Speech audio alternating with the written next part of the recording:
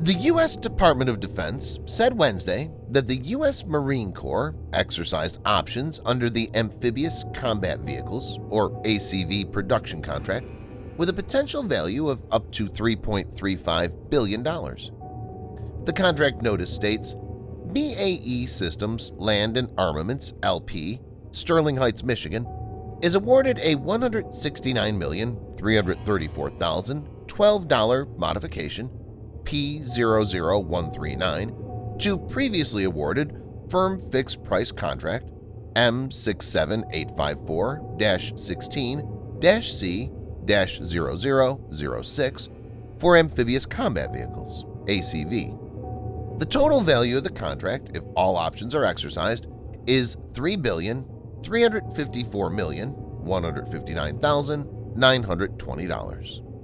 This modification provides for the exercise of options for the procurement of 33 full-rate production ACVs and associated production and fielding and support costs.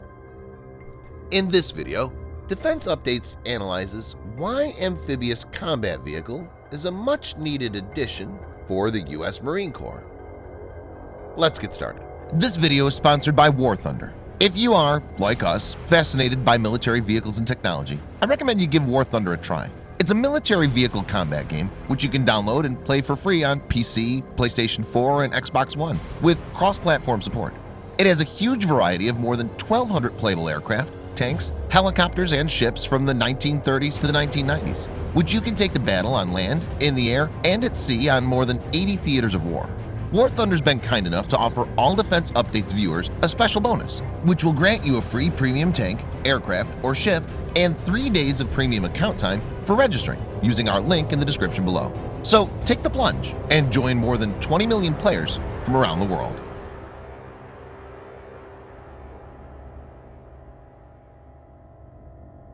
The ACV program was initiated by the U.S. Marine Corps in 2011. The new 8-wheeled amphibious combat vehicle is set to replace the Marine Corps' Tracked Amphibious Assault Vehicles, or AAV. Viewers may note that AAV dates back to the early 1970s.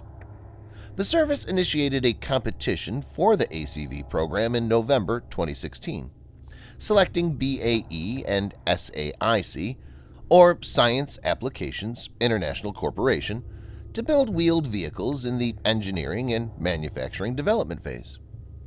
BAE chose to develop a version of Iveco's Italian Super AV for the program, while SAIC developed the Terex infantry carrier used by the Singapore Armed Forces. These prototypes underwent rigorous testing before delivery, evaluating factors such as land mobility, survivability, and swim capabilities. BAE Systems was preferred against its competitor, SAIC, by the USMC. BAE was awarded the ACV program in June 2018 with a $198 million contract for the first 30 vehicles.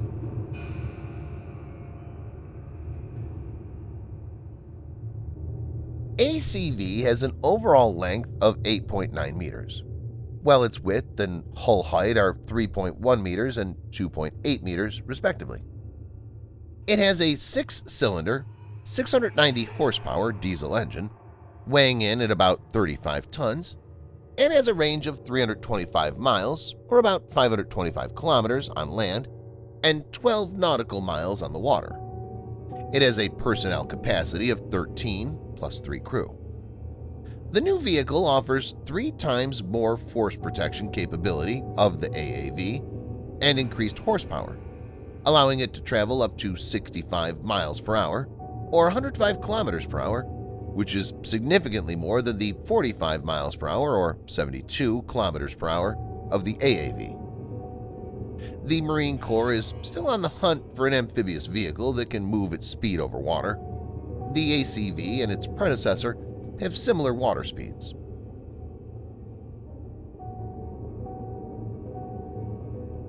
BAE's program also expanded into multiple variants.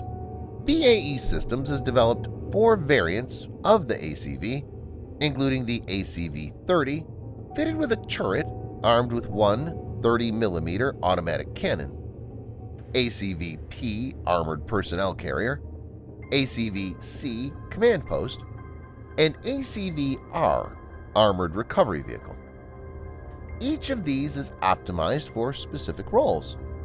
For example, the ACV-C Command Post variant features multiple workstations and powerful digital communications capabilities. BAE delivered the first command variant vehicle to the Marine Corps for testing in February 2021.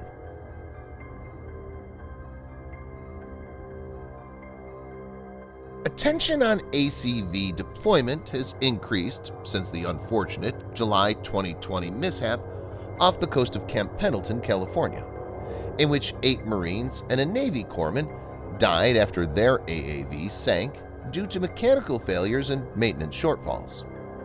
After the accident, the entire Marine Corps AAV fleet was suspended from water training for 10 months.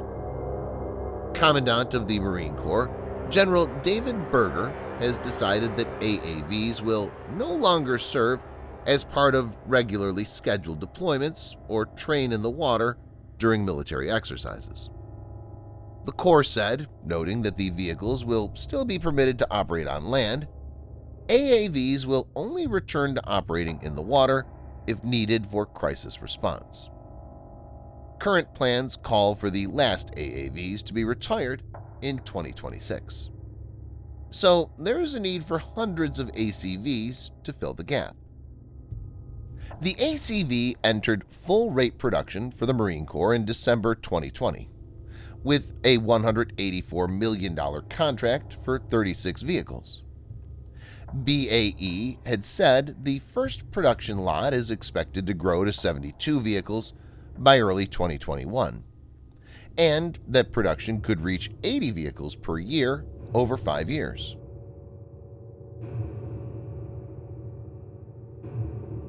The key concept is to be able to rapidly deploy Marines to establish forward bases across a broad area of operations, and then they'll quickly position themselves as per the tactical situation in the battle space. The United States is transitioning from conflicts in the Middle East, where rivals didn't possess advanced weapons, to countering an increasingly belligerent China, which is amassing sophisticated weapons at a rapid pace. Change is the only constant, and this is especially true when it comes to modern warfare. Probably no other service branch is undergoing as much change in this period as the U.S. Marine Corps. The Marine Corps is accommodating the shift by introducing a wide array of new equipment, and amphibious combat vehicles is a key asset in this regard. Thanks for watching. Subscribe for more videos like this. Hit the like button if you find the video interesting, and kindly provide your feedback in the comment section. This will help us improve.